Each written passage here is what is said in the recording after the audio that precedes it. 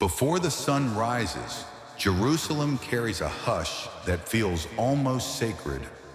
Not the hush of nothing, but the hush of something unfinished. Picture the upper room. Stone walls holding warmth from yesterday's lamps. A narrow window where the first gray light begins to soften the dark. The smell of oil and dust in the air. And a small community gathered close. Not triumphant, not polished, just present. They've seen so much. The cross, the empty tomb, the ascension, and now they are waiting. But in the quiet, there is a space that feels impossible to ignore. A missing place among the 12. A name that still stings to remember. A wound the church cannot simply pretend away. Have you ever felt that kind of absence? A gap in your story that you can't fix, yet you also can't move forward without facing? Tonight we'll step gently into Acts chapter 1 and watch how God restores what feels missing.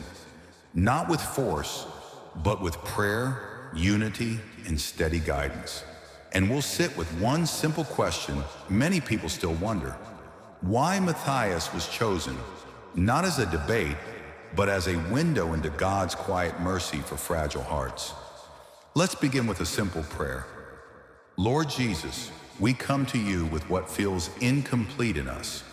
Loss we can't explain, mistakes we can't undo, and fears we don't know how to carry. Gather us as you gathered your first disciples.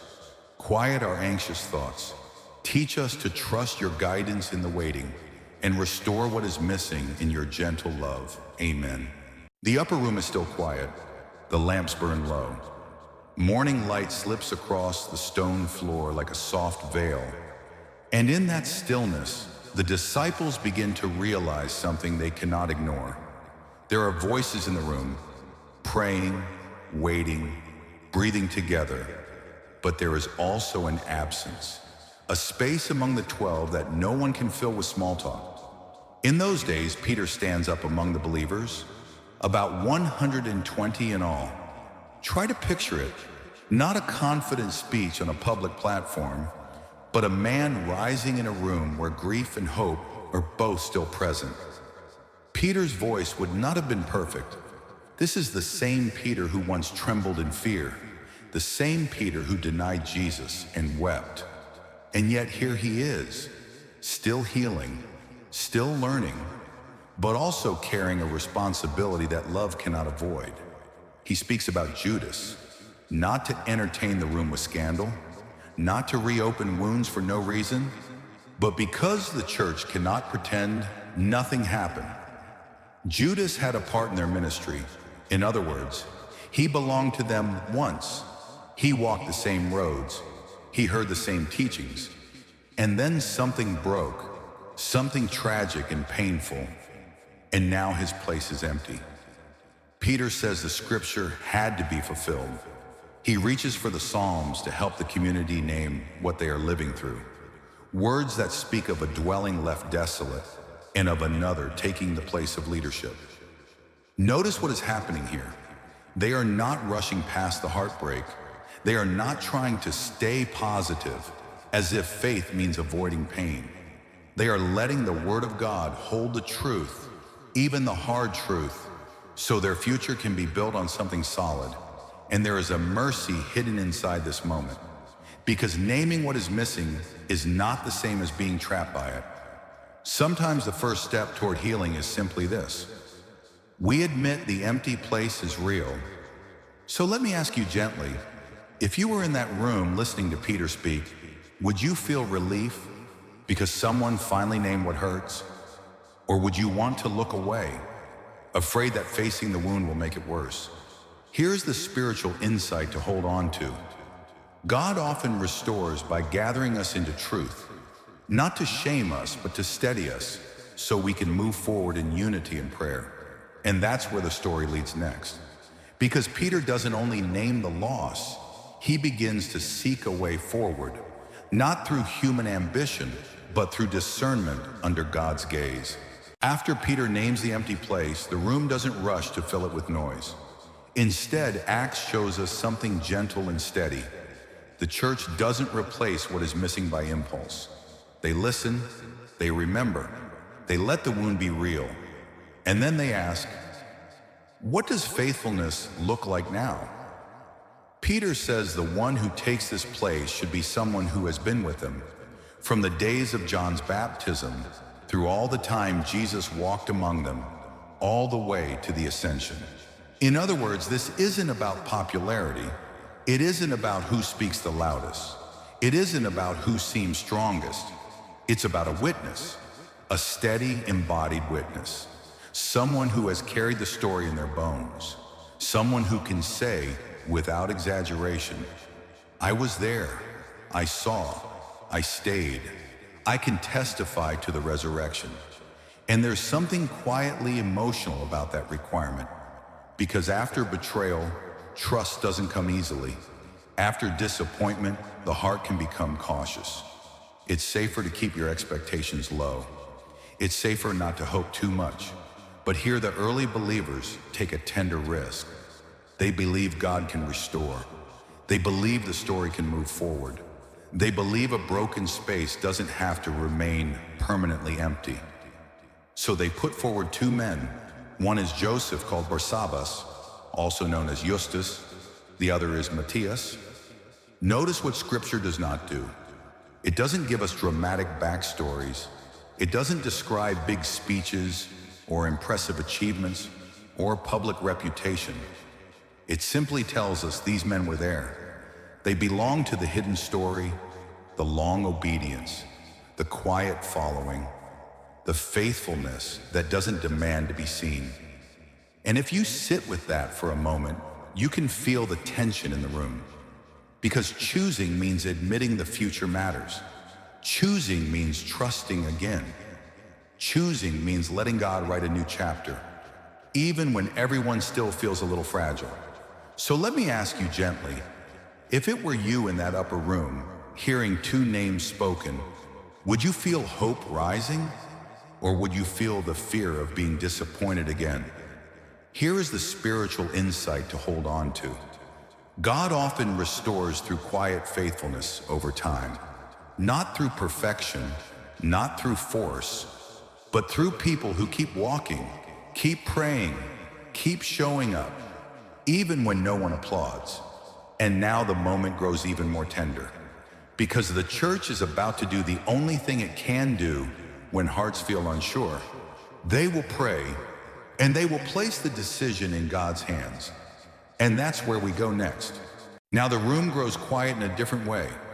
Two names have been spoken, two lives, both faithful, both present, both unseen by the crowds, are now held before the community. And in that moment, the early church does something that reveals its deepest instinct. They don't argue, they don't campaign. They don't try to control the outcome with human certainty. They pray, you, Lord, who know the hearts of all, show which one of these two you have chosen. Acts chapter 1, verse 24. That line matters because it tells you what they believe in their fragility. They believe God sees what people cannot see. They believe God knows the inner life, motives, wounds, sincerity, quiet endurance. They believe the Lord is not guessing, and they name the ache honestly. This choice is about more than a role. It is about a place that has been emptied, a place that reminds them of loss and betrayal, a space that could easily stay haunted. But instead of letting the missing place become a permanent wound, they place it into God's hands. Then Scripture says they cast lots, and the lot fell on Matthias. Acts chapter 1, verse 26. To modern ears, that can feel unfamiliar. But in their world, casting lots was a way of saying, we will not grasp at control. We will not pretend we know what only God knows. We are asking the Lord to decide. And the final sentence lands with quiet steadiness. Matthias was numbered with the 11 apostles. Acts chapter 1, verse 26. No fireworks, no spotlight, just restoration. A wound is not erased, but the story moves forward. And that is the tender mercy here. God does not always remove what happened, but he does rebuild what feels broken. He does not ask the church to pretend nothing was lost. He teaches them how to entrust what is missing to him and to keep walking in hope. So let me ask you gently, if it were you in that room, standing between two good options, with the future still unclear, would you be able to pray, Lord, you know the hearts, show us? Or would you feel the urge to control the outcome just to quiet the fear? Here's the spiritual insight to hold on to. God's restoration often arrives through surrender, not through perfect confidence, but through prayer that releases the need to manage everything. And now, before we step into the peace of what God is doing through this choice, let's pray from that upper room place where decisions feel heavy and trust is still learning to breathe. Lord Jesus, you know the hearts of all. When we feel what is missing and we don't know what to do next, teach us to pray before we grasp. Quiet our anxious need to control. Guide us with your wisdom and restore what has been wounded in us. Give us courage to trust your choosing and peace to accept your timing. Hold us close and keep us faithful. Amen. If you sit with this moment long enough, you begin to feel how gentle God's restoration can be. The church is still fragile. They are still waiting. They still do not have the fire of Pentecost yet. And yet, before anything dramatic happens, God tends to something quietly painful. A place is missing. A name is missing. A memory still aches. And instead of letting that absence define them, they bring it into prayer. They don't pretend it doesn't hurt. They don't cover it with noise. They name what is unfinished, and they place it into God's hands. This is why so many hearts still wonder, even now, why Matthias was chosen. Because this story is not only about Matthias, it is about the way God heals what feels incomplete. It is about a community learning that the Lord can rebuild without rushing, without panic, without shame. Matthias steps into a space shaped by loss, not to erase what happened, but to carry the story forward. And that is one of the quiet miracles of Acts chapter 1. God restores not with spectacle, but with faithfulness. The early church teaches us something tender here. Before they are powerful, they are prayerful.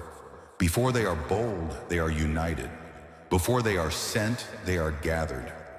So here's a gentle reflection question to carry into your own prayer tonight. Where in your life do you feel something is missing? A relationship, a season, a joy you once had, a piece of your heart you can't quite name.